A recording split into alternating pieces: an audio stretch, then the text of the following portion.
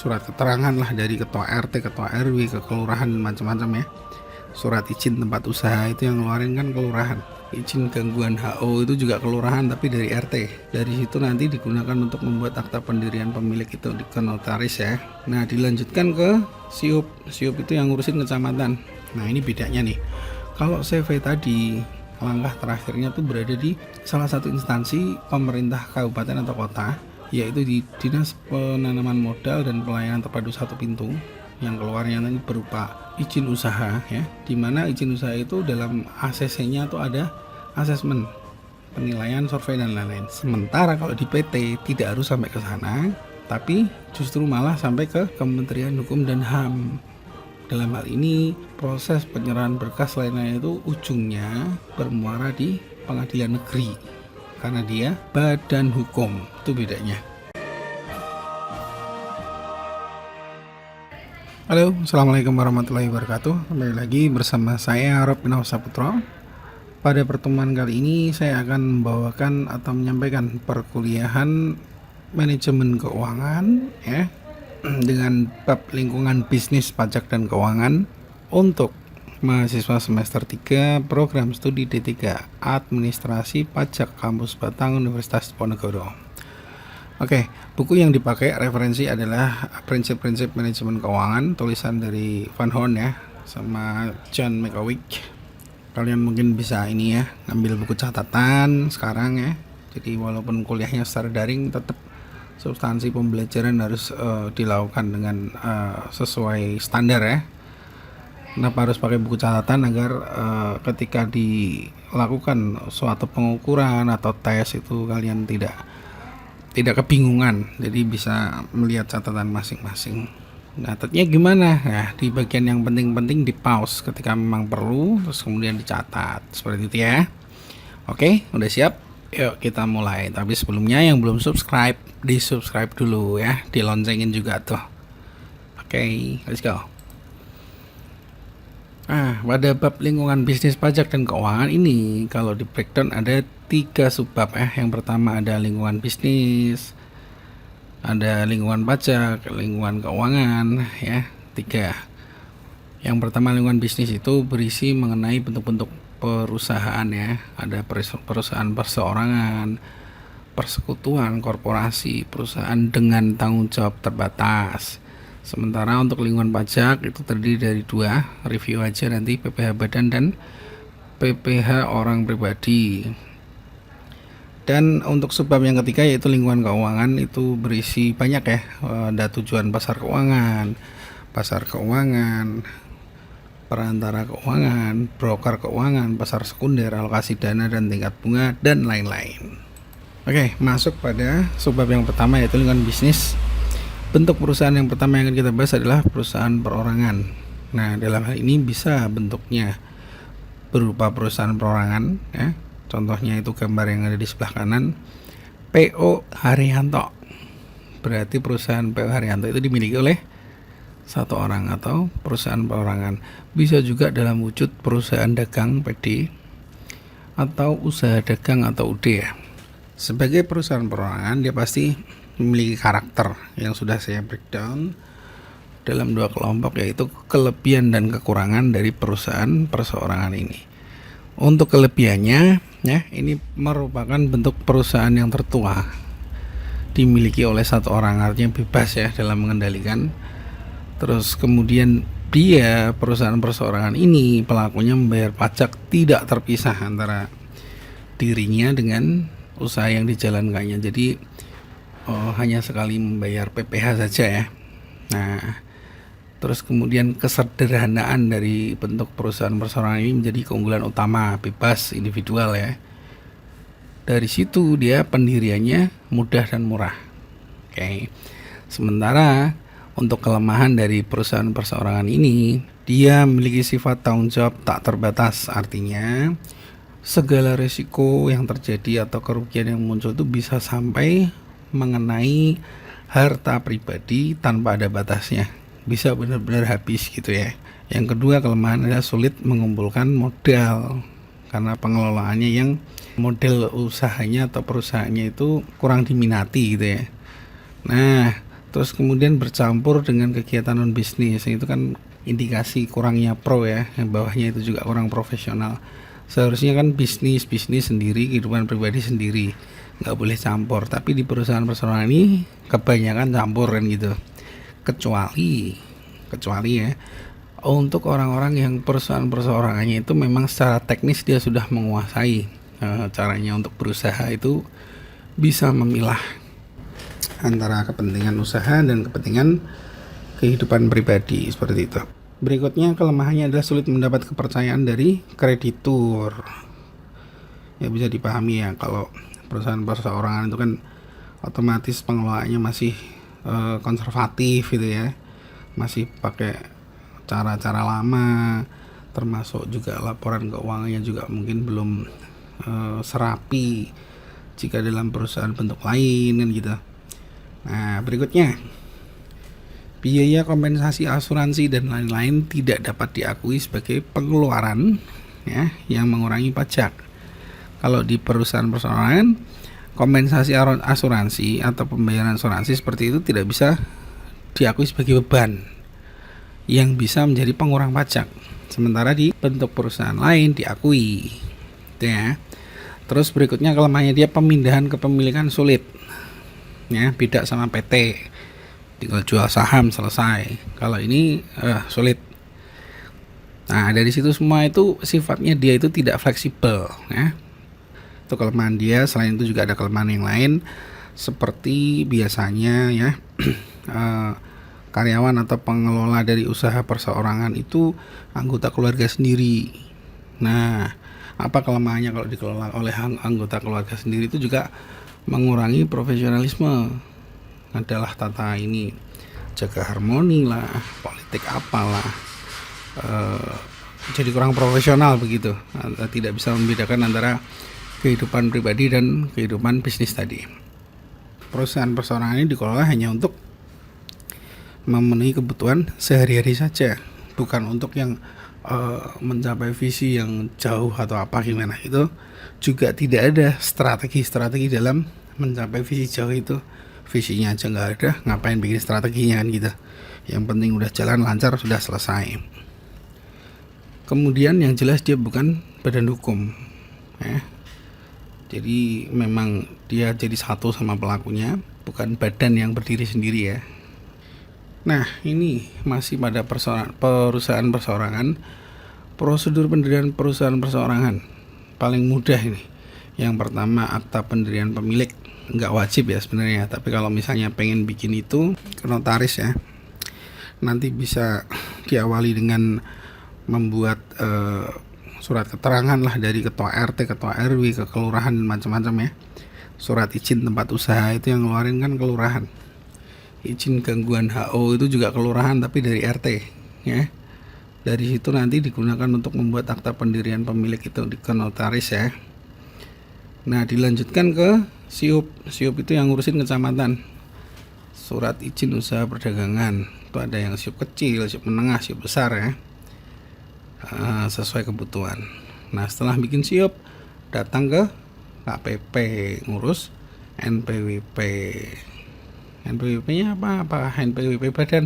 Enggak, NPWP-nya NPWP orang yang menjalankan perusahaan perseorangan. Jadi bukan sebagai badan hukum ya. Nah, setelah memiliki NPWP kemana? Udah dari kelurahan, dari kecamatan, langsung ke tingkat kabupaten kota, membuat TDP.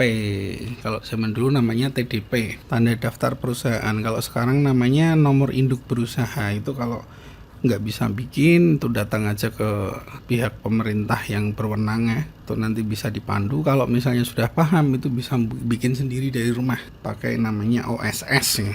Kalau kita itu kan punyanya SSO ya, single apa namanya, SSO Undip itu. Ya, kalau ini namanya OSS, Online Single Submission. Nah, itu dengan menggunakan aplikasi itu bisa membuat nomor induk berusaha yang terintegrasi secara nasional. Nah, itu nanti apabila sudah sampai pada tahap TDP atau NIB ini sebagai perusahaan perorangan ya, perseorangan, atau ini biasanya kaitannya sama UMKM juga terkait, itu akan lebih mudah mendapatkan permodalan, berarti dia diakui legal begitu ya. Next, bentuk perusahaan yang kedua adalah persekutuan, CV gitu ya, bahasa terkenalnya CV. CV ini memiliki kelebihan ya, permodalannya lebih mudah karena bisa didapat lebih dari satu orang. Saya sendiri pernah ini diskusi sama notaris. Sebenarnya CV itu badan hukum atau tidak, itu jawabannya masih ngambang. Jadi masih ngambang, tapi kalau secara undang-undang CV itu bukan merupakan badan hukum. Tapi si notaris bilang segera dipertimbangkan untuk menjadi badan hukum. Itu merupakan perwujudan percepatan dari pembinaan usaha seperti itu dari pemerintah. Namun sampai sekarang belum ada ini ya, kabar lagi. Selain memiliki kelebihan itu, persekutuan ini juga terdiri dari dua jenis ya. Yang pertama persekutuan umum itu ya, tanggung jawab kedua pihak tidak terbatas. Artinya menyangkut sampai harta pribadi jika ada resiko atau kerugian. Nah, perjanjian diatur secara formal mengenai jumlah setoran masing-masing, pembagian laba, prosedur perekrutan mitra baru maupun perubahannya ya, kalau ada yang mundur. Terus kemudian prosedur bubar, dia akan bubar secara otomatis jika salah satu meninggal atau mengundurkan diri. Nah, dalam persekutuan umum ini kedua pihak itu sama-sama aktif mengelola usahanya. Nah, yang kedua persekutuan terbatas, itu terdiri dari dua pihak, aktif dan pasif. Yang aktif itu otomatis dia selain menanamkan modal entah berapa, itu juga mengelola usahanya. Sementara yang pasif itu hanya menanamkan modal saja, investasi saja, tapi tidak ikut mengelola usahanya. Nah, bedanya apalagi? Yang aktif itu memiliki tanggung jawab yang tidak terbatas, artinya segala risiko yang terjadi bisa sampai menyeret harta pribadi. Sementara yang sisi pasif terbatas hanya pada sejumlah modal yang dia setorkan. Perjanjian kerjanya juga diatur secara formal ya, mengenai pembagian atau setoran modal, pembagian laba juga ya. Nah, ini untuk syarat pendirian CV ya. Untuk mendirikan CV Anda harus menyiapkan dokumen berikut: kopi atau scan IKTP, KK, NPWP, perseroan aktif pasif, dua-duanya ya. Kemudian kopi surat kontrak sewa kantor atau bukti kepemilikan tempat usaha. Kalau tempat usahanya, tokonya dia sewa gitu, ya harus ada surat sewanya, ya kan? Mana buktinya kalau itu menyewa? Kalau itu tempatmu sendiri, milikmu sendiri, mana buktinya kalau kamu memiliki tempat itu harus bisa menunjukkan. Kemudian surat keterangan domisili dari pengelola gedung atau ruko. Jika dimiliki sendiri ya berarti surat keterangan domisili diri kalian sendiri. Tapi kalau itu sewa atau kontrak, yang ngelola sebelum kamu sewa atau kontrak itu harus memiliki surat keterangan domisili dan harus diikutkan dalam syarat pendirian CV ini. Berikutnya ada kopi PBB, pajak bumi dan bangunan, dan bukti bayar PBB tahun tempat usaha. Harus lunas PBB, yang ini jeleknya nih di Indonesia nih. Yang banyaknya bayar PBB itu kalau sudah kepepet urusan administratif seperti itu kan sebenarnya tidak mendidik sama sekali ya. Harusnya dicarikan skema yang lain begitu. Bayar PBB harus seperti itu. Ya nggak apa-apa, nanti mungkin ada perkembangannya. Berikutnya foto kantor tampak depan dan luar ya. Terus ada lagi kantor berada di zonasi perkantoran, komersial, campuran. Dia nggak boleh berada di perumahan. Karena untuk membentuk CV ini nanti ada asesmennya, ada penilaiannya, yang ujung-ujungnya dia akan keluar izin usaha ya. Dari, kalau kalian pernah dengar itu, Dinas Penanaman Modal dan Pelayanan Terpadu Satu Pintu. Itu ujung-ujungnya di situ, izinnya keluar di situ.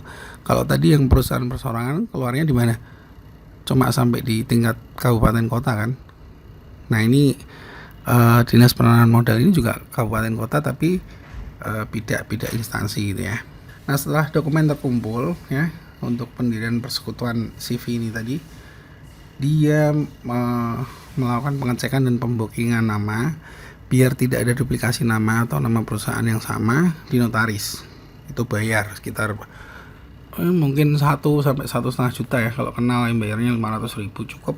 Terus kemudian dibuatkan draft akta oleh notaris ya, itu juga biayanya sekitar itu tadi, udah biasanya sepaket. Kalau misalnya yang ingin mendirikan itu males ya, panjang ribet gitu, itu bisa ini langkah 1 sampai 6 ini bisa diwakilkan ke notaris yang dipakai. Jadi bayarnya 1 gelondong gitu. Dan saya bayar segini, nerima jadi gitu. Tapi untuk ini ya, anak-anak milenial yang mungkin modalnya belum banyak, itu mereka selain juga udah gercep sama teknologi, terus kemudian masih punya energi banyak gitu, mereka memilih untuk melaksanakan prosedur ini sendiri ya. Jadi tidak menggunakan jasa dari notaris. Yang ketiga, finalisasi dan tanda tangan akta di hadapan notaris. Setelah ada aktanya dibikin notaris, tanda tangani, ya kan? Nah, ini pengurusan dan pengambilan NPWP dan SKT perusahaan di KPP. Barulah ini notaris tidak ikut campur. Kalian ngurus sendiri. Sekali lagi kalau mau diurusin bisa ya, tapi biasanya ini untuk efisiensi lah, ngurus sendiri gitu ya. NPWP dari CV itu, bukan NPWP diri kalian. Nah, dengan itu NPWP dan lain-lain itu kemudian baru mendaftar NIB, nomor induk berusaha. Caranya sama dengan perusahaan perseorangan tadi, menggunakan OSS tadi ya, online single submission tadi, memasukkan data-data yang diperlukan, termasuk NPWP-nya itu, SKT, jadilah nanti keluar nomor NIB-nya. Nah, terus menggunakan NIB ini dipakai kemana? Dibawa dengan dokumen yang lain, dibawa ke Dinas Penanaman Modal dan Pelayanan Terpadu 1 Pintu. Di sana nanti kumpulin berkas dulu, terus kemudian mereka akan ngecek survei ke lapangan tempat usaha kalian tuh layak apa enggak, perizinannya tuh udah jelas apa enggak, termasuk juga analisis dampak lingkungannya itu juga aman atau tidak, usaha kalian tuh menimbulkan keresahan masyarakat atau tidak, menimbulkan pencemaran atau tidak, pengolahan limbahnya gimana, itu semua nanti dicek. Setelah semuanya masuk, oke, baru nanti keluar izin usahanya sebagai CV. Nah, setelah keluar jadi ini izin usaha CV, apa kelebihannya dia daripada ini perusahaan perseorangan? CV punya hak atau terbiasa juga dipakainya untuk tender ke pemerintahan itu. Tergantung dari bidang dari CV itu masing-masing. Misalnya CV-nya tentang perusahaan ini ya, tour and travel, itu bisa itu melayangkan tender ke pemerintah kota atau kabupaten gitu. Ini saya punya armada 6 biji misalnya.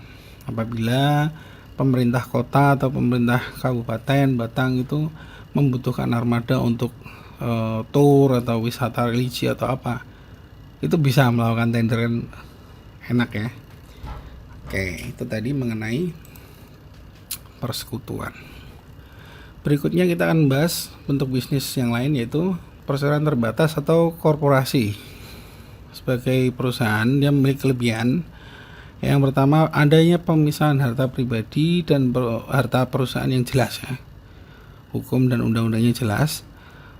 Permodalan mudah, yaitu dengan menjual saham ya. Untuk perusahaan atau perseroan terbatas yang sudah terbuka itu bisa menjual saham di pasar modal tanpa meresikokan pemilik ke tanggung jawab tak terbatas.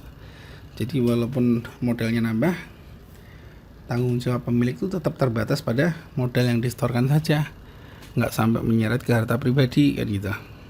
Contohnya dulu tuh apa, perusahaan apa, Lapindo sampai kayak gitu dampaknya ya.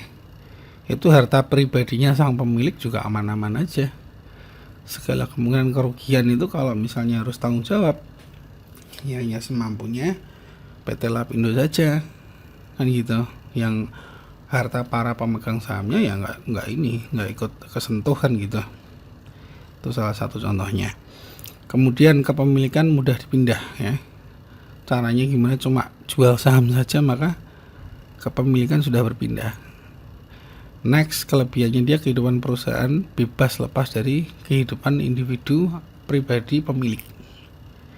Jadi dia perusahaan itu bakal tetap jalan meskipun si pemilik itu menjual sahamnya, nggak terpengaruh sama sekali gitu maksudnya ya. Karena sangat fleksibel, di abad 20 yang namanya korporasi atau perseroan terbatas ini berkembang sangat pesat dan menyudutkan bentuk perusahaan lainnya yang sebelumnya tadi perusahaan perseroan dan komanditer tadi atau persekutuan.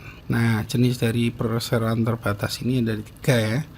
Yang pertama tertutup, artinya dia belum melakukan penjualan saham ya. Kemudian ada yang terbuka, itu sudah melakukan penjualan saham di pasar modal. Kalau di Indonesia namanya Bursa Efek Indonesia ya. Zaman dulu namanya Bursa Efek Jakarta. Pas waktu itu ada 2 ya, Bursa Efek Jakarta dan Bursa Efek Surabaya. Sekarang digabung jadi satu, namanya Bursa Efek Indonesia. Kemudian ada perseroan terbatas yang namanya Persero. Itu PT yang dikelola oleh negara atau pemerintah. Namun meskipun dia memiliki banyak peluang ya dan kelebihan, PT itu memiliki kelemahan. Salah satunya dia pajaknya ganda. Nah, pajak penghasilan PT itu ada. Setelah itu bakal diturunkan ya, di breakdown terus kemudian dibagi menjadi dividen.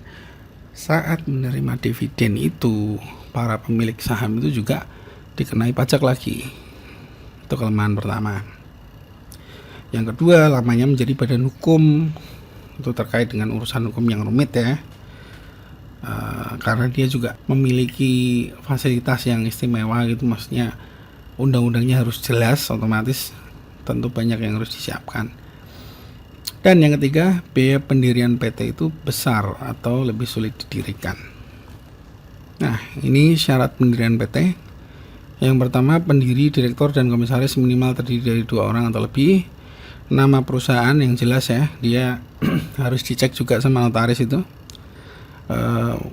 Tidak boleh sama, tidak boleh ada nama PT yang sama di Indonesia. Satu itu.